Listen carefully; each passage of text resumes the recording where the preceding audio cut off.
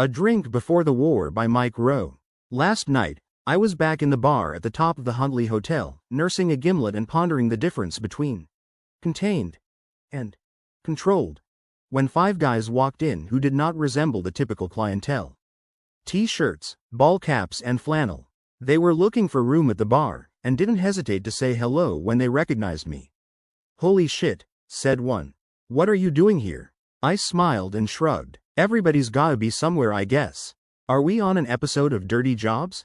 said another. "Should I call my agent?" I laughed along with the men and said, "You won't need an agent for this gig.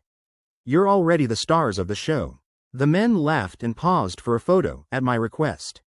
These were firefighters from up north, who had come down to relieve their brothers and sisters who'd been slogging through hell for the last 48 hours.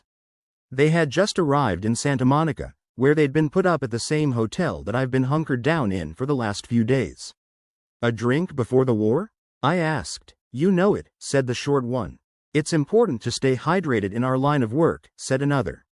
A short guy with a wide grin introduced himself as Andy Garcia, and told me that he and his fellow firefighters were part of Lookout Fire Department around Mount Shasta. Engine 4822 and water tender 4830. "We got down here as quick as we could," said Andy. "This is gonna be one for the history books." "I'm afraid you're right about that," I said. "Earlier that day my friend Manju, the hotel manager at the Huntley, asked me say hello to one of the fire chiefs, who had a video on his phone that simply defied description.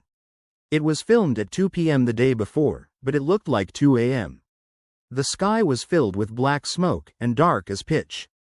His men were visible, however, illuminated by towering flames that surrounded them as they fought to save another home, only to see it crumble before them. The chief wept as the video played.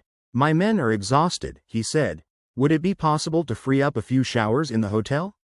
The hotel was slammed, but Manju vowed to find some empty rooms.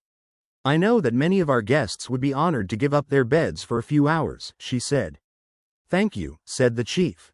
"But there's no need for beds, because there's no time to sleep." Showers, though, would go a long way. There's not much new to say about the calamity that continues to unfold here. The situation is, as they say, fluid. Like many of you, I have some thoughts about the policies that precipitated this disaster, and the elected officials who enacted those policies. I also have some strong opinions on what to do with people who fly their drones over a disaster area, and damage the aircraft piloted by men who are trying to fight the fire. Perhaps I'll share some of those thoughts when the inferno is finally contained, or better yet, under control.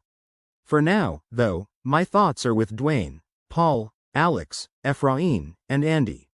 5 guys who stopped by the hotel bar for a drink before the war. Men who traveled hundreds of miles to risk their lives on my behalf. Thank you, gentlemen, and be careful out there. Mike Rowe.